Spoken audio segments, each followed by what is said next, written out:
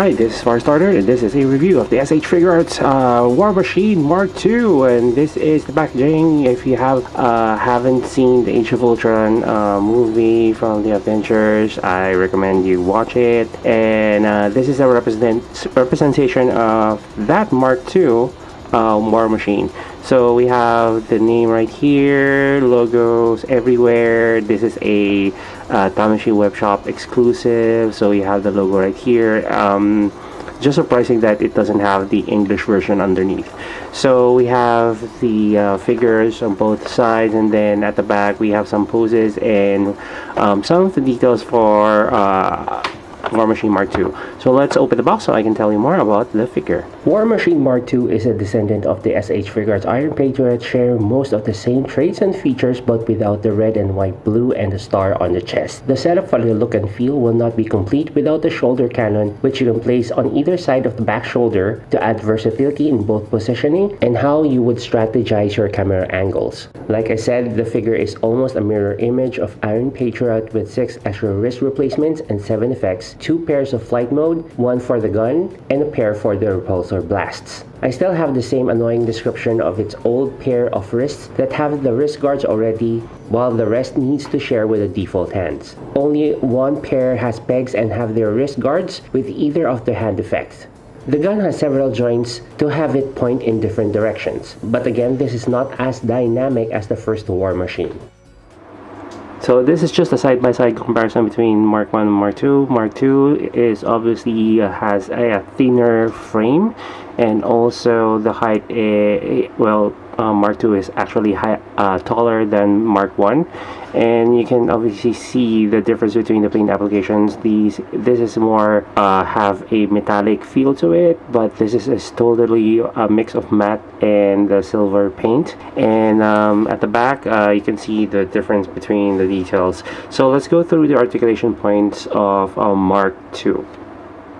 So with Mark II, we have a simple joint articulation. We have a head and neck joint. The head can tilt front and back and move from side to side, and then we have shoulder articulation that can rotate, or the entire arm. The shoulder pads go up, so you have a better range of motion for the arms, that you can put this one in a 90-degree angle. Double jointed elbow, a wrist joint right here, upper torso, upper torso and waist articulation. You can actually twist the waist 360 if you want to without any damage on the paint, silver paint right here. And then the legs go in and out and side by side.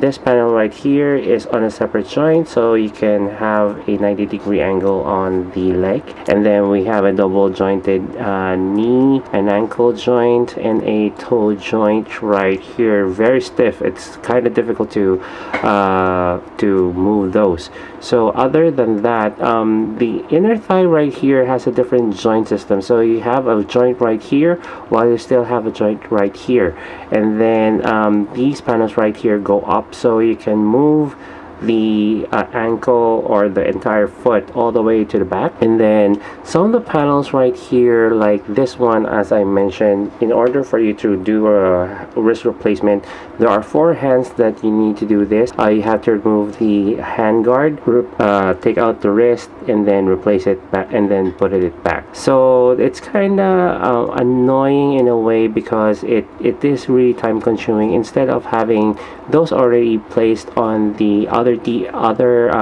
replacement hands, you need to actually swap this wrist guard, except for the one that has a peg for those other additional effects. Other thing to note about this figure is that this swivel right here for the turret is quite loose, so it's not really that annoying, but it does have I do have some issues when I was actually toying with this part right here.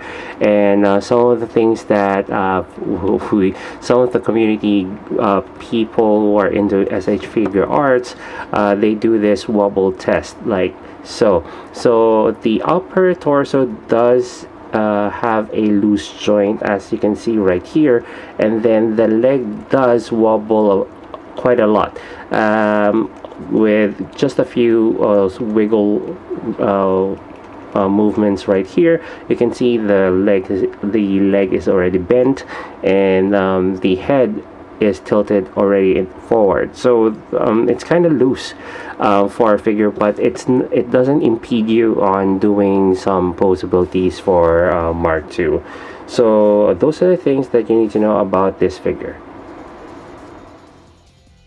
Iron Machine Mark II from the Avengers movie Age of Ultron is not as stunning as the previous version, not only because of the matte color but also lack the details required. If you had an Iron Patriot in your legion, this will not take you abreast that easily, but rest assured this one kinda grows on you. But still, I was expecting this as a regular release to the rest of the Age of Ultron versions because Stark needs a partner. Unfortunately, this exclusive release takes you aback a bit and makes you save for other Figuarts instead of scrambling for this one. And that is my review of the SH Figuarts War Machine Mark II from the Avengers movie Age of Ultron. If you want to know the possibilities for this figure, do check out the photos at the end of the video, and don't forget to like, share this video, and subscribe to this channel for more figure art reviews.